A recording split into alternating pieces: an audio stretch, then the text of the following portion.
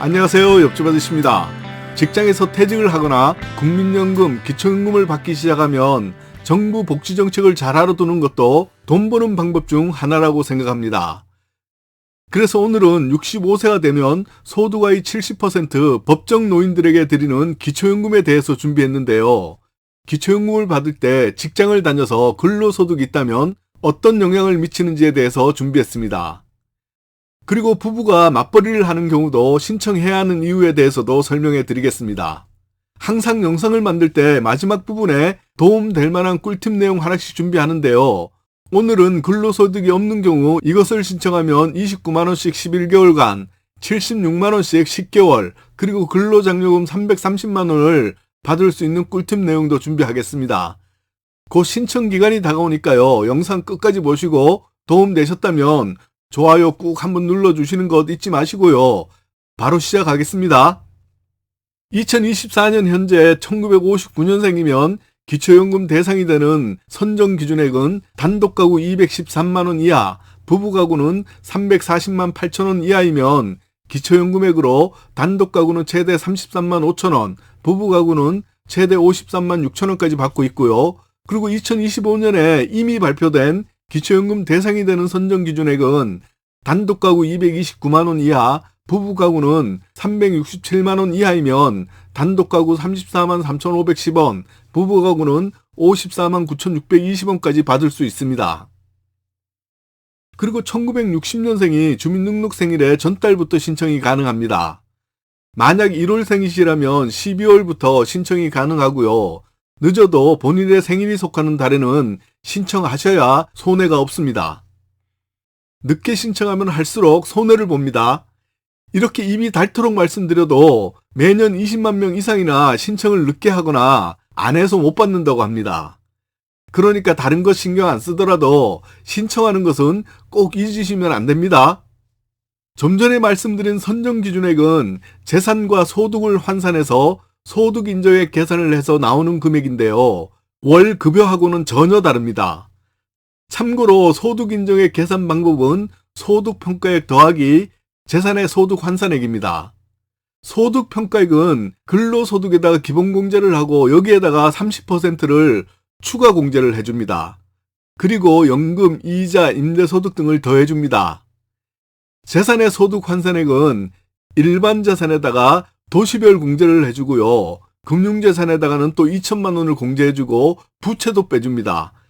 여기다가 4%를 곱한 후에 12개월로 나누어주면 됩니다.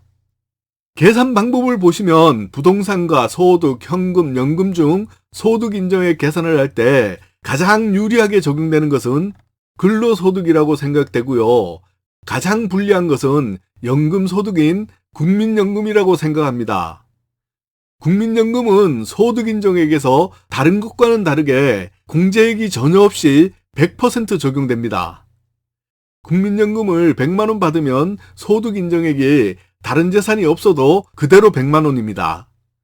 예를 들어서 2025년에 소득인정액 계산을 해서 국민연금과 근로소득을 빼고 단독가구인 경우 소득인정액이 130만원이고 부부가구인 경우 소득인정액이 270만원이라면 이때 만약 국민연금을 100만원을 받는다면 단독가구 230만원, 부부가구는 370만원이 되어서 2025년 선정기준액인 단독가구 229만원 이하, 부부가구는 367만원 이하를 초과하기 때문에 기초연금에서 탈락됩니다. 그런데 국민연금을 받지 않고 단독가구이거나 부부가구라고 하더라도 근로소득인 월급여를 220만원 받는다면 어떻게 되는지 한번 보겠습니다. 일단은 2025년에는 근로소득에서 무조건 111만원을 공제해주고요. 그 다음에 30%를 추가로 공제해줍니다. 그러므로 근로소득 220만원에 대한 소득인정액은 220만원 빼기 111만원 공제하면 109만원인데요. 여기에다가 추가로 30% 공제를 해주면 109만원 빼기 32만 7천원 하면 근로소득 220만원에 대한 소득인정액은 76만 3천원이므로 기초연금을 받을 수 있습니다. 그리고 가끔 부부가 맞벌이를 한다고 지레짐작 기초연금을 포기하고 신청을 안 하는 경우가 있는데요. 부부의 근로소득은 합쳐서 계산하는 것이 아니라 부부 각각의 소득을 계산해 주므로 재산이 많지만 않으면 기초연금을 받을 수 있는 분들도 많이 있으니까 일단은 신청해 보시기 바랍니다. 참고로 대출금, 주택연금, 농지연금 등의 부채가 있으면 이것도 공제해 드리고요. 주의하실 점은 가족이나 친지, 친구 등 개인 간 빌린 돈이나 사채는 부채로 인정하지 않습니다. 근로소득이 없는 분들은 꿀팁으로 이것 알려드릴 테니까 바로 확인해 보시고 신청하시기 바랍니다. 신청 공고가 곧 뜰 것 같습니다. 모집 시기는 지자체별로 조금씩 다르니까요. 개인별로 일정 확인을 해보셔야 하고요. 내년도 분을 빠르면 11월부터 또는 11월 말에서 12월 초에 모집 공고가 나면 바로 신청하시기 바랍니다. 먼저 노인공익활동사업입니다. 대상은 65세인 기초연금 수급자가 신청할 수가 있고요. 노인공익활동사업은 봉사 개념이 좀 강합니다. 활동은 11개월 하고요. 월 29만원씩을 받는데 월간으로는 10일간 하루 3시간씩 30시간 일합니다. 업무 내용은 노노케어, 보육시설 봉사, 공공의료복지시설 등입니다. 이번에는 노인 역량 활용 사업입니다. 경력과 역량을 활용하여 사회적으로 필요한 지역사회 돌봄, 안전 등의 서비스를 제공합니다.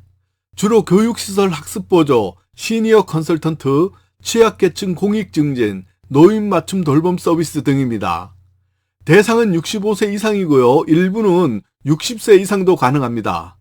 활동 기간은 10개월이고요. 월 급여는 76만 1,000원입니다. 업무 내용은 하루 5시간 정도, 주 15시간 이내 월 60시간 일합니다. 신청하는 곳은 읍면동 주민센터로 노인 일자리 공고를 확인해 보시면 됩니다. 올해 근로소득이 좀 적게라도 있었다면 자격 요건 확인해 보시고 해당되시면 내년 5월에 근로장려금 신청도 꼭 하시기 바랍니다.